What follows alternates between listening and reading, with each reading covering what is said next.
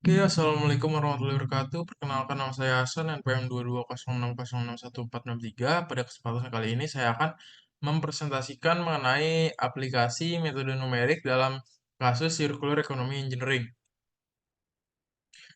Oke, untuk menyelesaikan tugas kali ini, saya akan melakukan pendekatan menggunakan Die5 Method. Seperti yang saya ketahui, Die5 Method ini terdiri dari 4 poin penting. Yang pertama ada intention atau tujuan.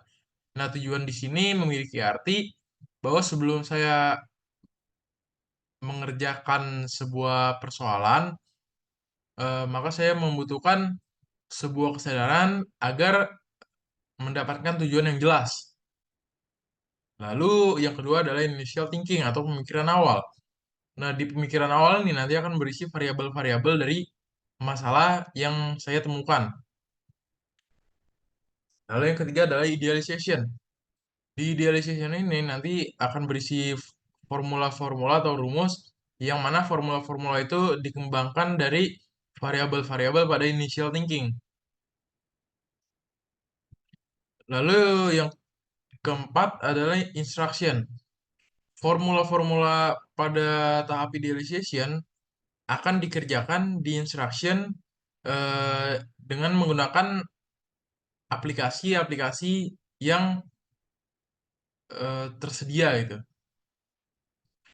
Nah, dengan melakukan pendekatan menggunakan Die5 method, maka saya memahami dan menerapkan Die5 dengan harapan tinggi atau high expectation yang mengutamakan conscious thinking. Nah, dengan adanya high expectation dan conscious thinking, itu akan melatih saya untuk berpikir kritis dengan kesadaran yang terfokus pada tujuan awal. Nah, kesadaran ini akan meningkatkan peran dan keberadaan sang pencipta dalam kehidupan kita atau saya, agar saya selalu berada di jalan yang membawa manfaat bagi lingkungan sekitar, baik dalam menganalisis maupun menciptakan suatu produk. Nah, oke, sebelum kita lanjut lebih jauh lagi, saya akan menjelaskan apa itu metode numerik. Nah, metode numerik ini adalah teknik matematika yang digunakan untuk menyelesaikan masalah matematika yang tidak dapat diselesaikan secara analisis atau dengan solusi eksak. Metode ini melibatkan penggunaan algoritma untuk mendapatkan solusi yang mendekati nilai sebenarnya dengan cara perhitungan numerik. Nah, adapun karakteristik metode numerik adalah yang pertama itu adalah pendekatan approximation. Nah, metode numerik menggunakan pendekatan yang mendekati solusi eksak. Hasil yang diperoleh adalah nilai perkiraan, namun dengan tingkat ketelitian yang dapat dikontrol. Nah, yang kedua adalah pendekatan iteratif.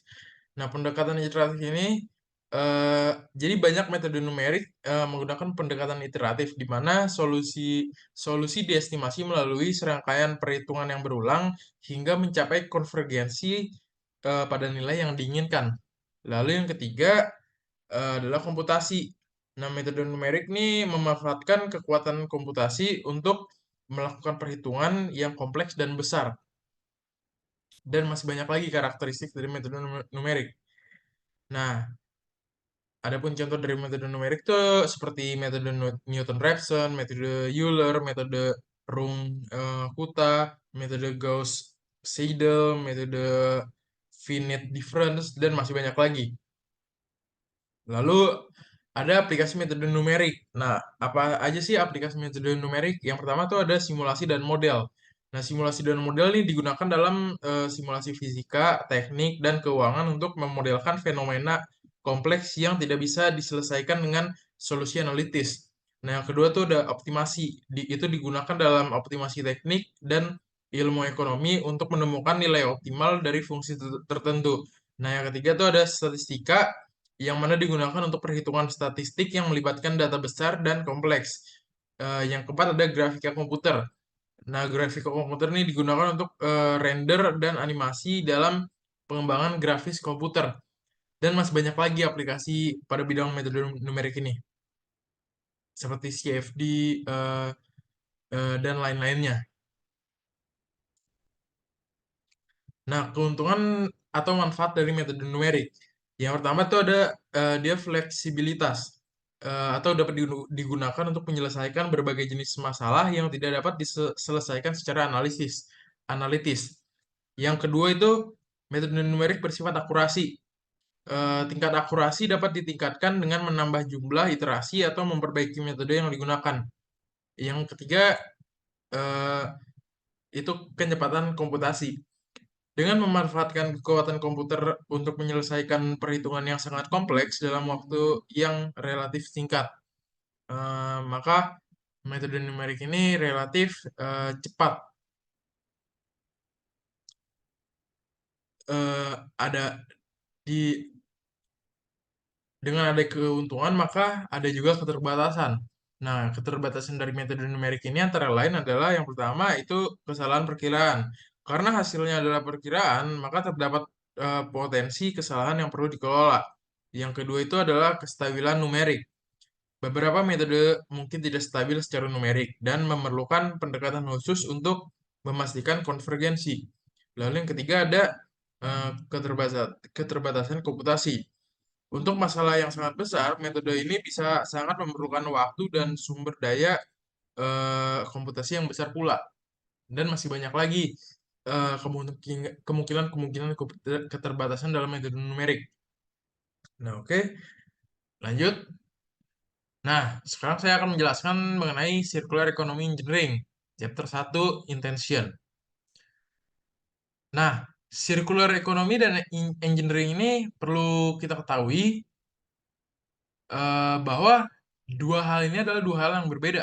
Circular economy circular economy memiliki makna sendiri dan engineering memiliki makna sendiri. Circular economy atau lingkaran ekonomi adalah model produksi dan konsumsi yang melibatkan pembagian, eh, peminjaman, penggunaan ulang, perbaikan, pembauran, dan daur ulang barang agar dapat digunakan selama mungkin. Nah, proses dari circular economy ini dapat dilihat pada diagram lingkaran yang sudah saya berikan. Jika dilihat dari diagram tersebut, eh, di proses tersebut diawali dari refuse, lalu diakhiri di recycle dan terus berputar, reform, reduce, dan reuse. Nah, nanti hasil akhirnya itu masuk ke final destination. Nah, lalu engineering sendiri memiliki arti. Engineering adalah profesi yang melibatkan, engineering itu adalah sebuah profesi yang melibatkan perancangan dan pembangunan berbagai struktur dan sistem.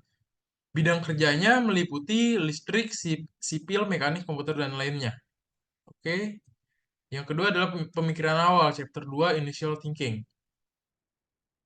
Menggunakan, nah, eh, variabel dari masalah yang saya temukan ini adalah menggunakan teknik optimasi untuk memaksimalkan jumlah bahan bakar, jumlah bahan yang didaur ulang dengan biaya yang minimal, maka akan membantu meningkatkan efisiensi proses daur ulang. Oke, itu eh, tujuannya atau variabel dari masalah yang saya temukan. Nah, kenapa saya menggunakan variabel itu? Alasannya adalah dalam situasi di mana sumber daya nanti akan terbatas, maka penting untuk mengalokasikan sumber daya dengan cerdas. Nah, untuk eh, dengan cerdas untuk memaksimalkan hasil dari proses daur ulang itu sendiri. Nah, oke, lanjut. Nah, dari variabel yang sudah kita dapat di tahap initial thinking atau chapter 2 tadi, saya menjadikan variabel itu menjadi sebuah formula di eh, tahap ketiga ini atau chapter 3, yaitu idealization. Nah, adapun variabel, adapun formula-formulanya yang pertama ada SVM model. Nah, si SVM model ini nanti dia berguna untuk mengidentifikasi jenis bahan dari fitur komponen. Nah, model SVM ini nanti akan memisahkan data berdasarkan jenis bahan. Nah, terus yang kedua ada eh, LP model. Nah, si LP model ini nanti akan menentukan jumlah bahan yang didaur ulang untuk memaksimalkan keuntungan dan meminimalkan biaya. Nah, si model LP ini nanti akan memecahkan sistem persamaan linier. Lalu yang ketiga ada pelacakan atau blockchain. Nah, itu si blockchain model ini nih. Nanti si blockchain model ini dia akan mencatat setiap langkah dalam siklus hidup komponen menggunakan blockchain. Nah, di blockchain model ini akan digunakan SH256 untuk hashing dan proof of work untuk validasinya nanti. Oke. Nah, selanjutnya adalah instruction atau chapter 4. Nah, untuk di bagian ini saya akan pindah ke aplikasi Google Collaboratory karena saya menggunakan Google Collaboratory untuk eh, saya menggunakan Google Collaboratory untuk menyelesaikan formula pada chapter 3 sebelumnya. Saya pada di Google Collaboratory itu saya menggunakan bahasa pemrograman yaitu bahasa Python.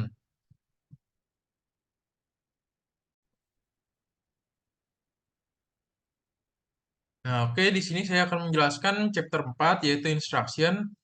Nah, saya menggunakan aplikasi Google Collaboratory dengan menggunakan bahasa Python untuk menyelesaikan formula pada chapter sebelumnya. Nah, jadi di sini saya pisahkan menjadi 3 step, yaitu step pertama saya gunakan untuk mengklasifikasikan komponen berdasarkan jenis bahan. Lalu step kedua eh, saya gunakan untuk mengoptimalkan proses daur ulang. Dan di step ketiga itu nanti untuk melacak siklus hidup komponen menggunakan blockchain. Nah, saya akan menjelaskan dari pertama sekali yaitu import lib-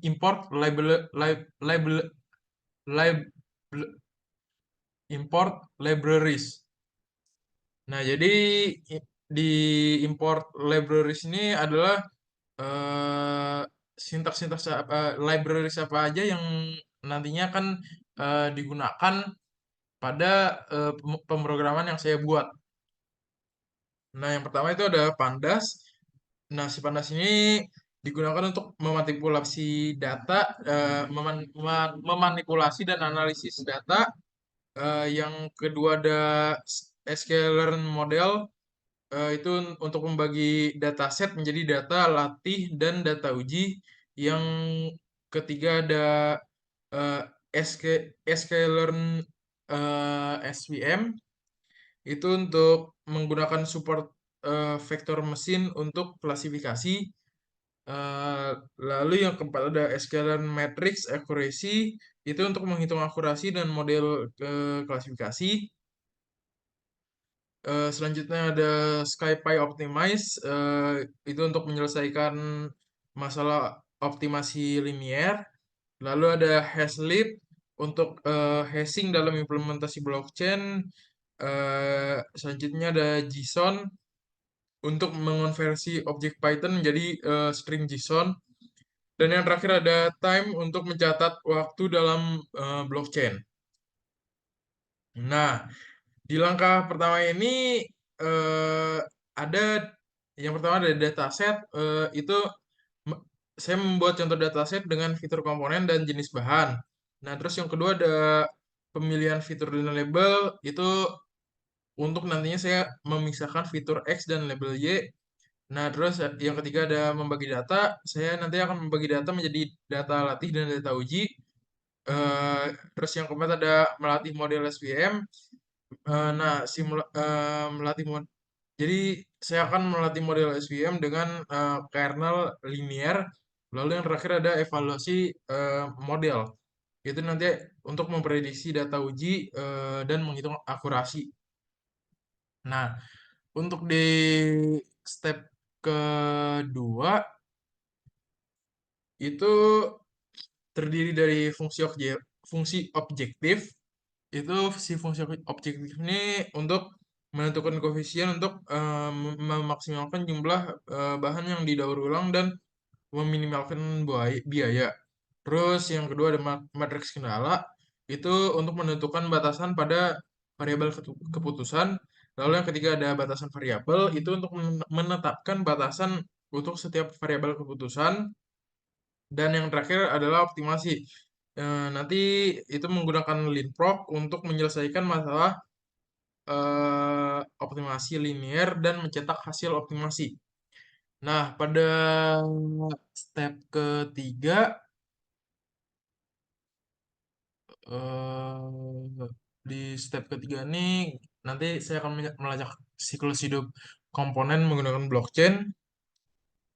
Nah, di step ketiga ini terdiri dari inisialisasi blockchain, itu untuk membuat blockchain dengan blok genesis. Lalu yang kedua ada membuat blok baru, eh, itu fungsi untuk membuat blok baru dan menambahkannya ke chain.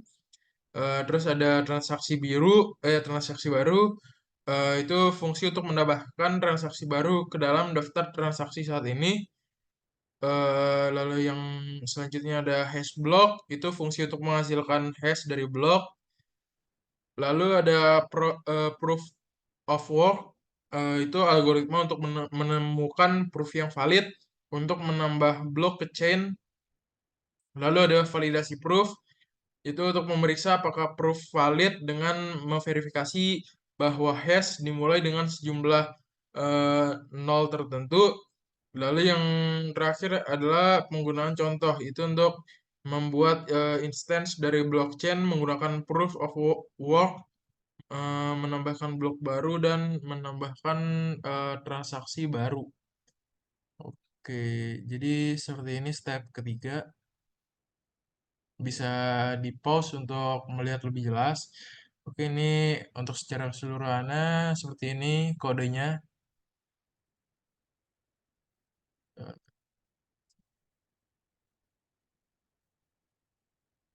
Oke, dan ini adalah hasilnya. Nah, di step pertama, eh, dari step pertama didapatkan akurasinya sebesar 0,0.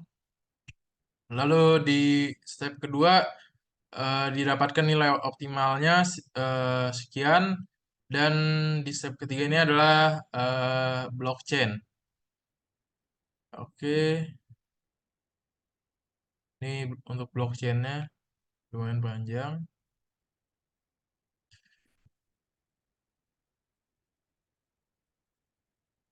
Oke, sekian penjelasan saya mengenai aplikasi metode numerik dalam kasus-kasus circular economy engineering.